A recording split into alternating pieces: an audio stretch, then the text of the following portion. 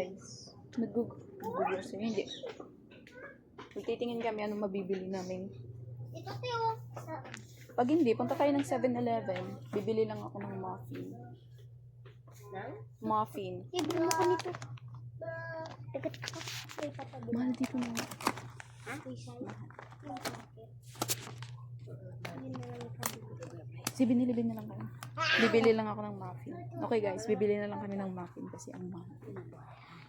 Bye! So guys, uwi kami kasi ang mahal dyan.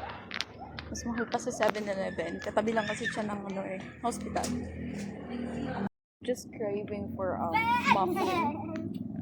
It's from SNR and Manila. So it's kind of expensive for 1 pieces. But yeah, it's okay.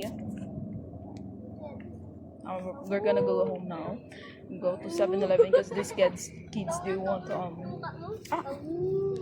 muffin food from 7-Eleven.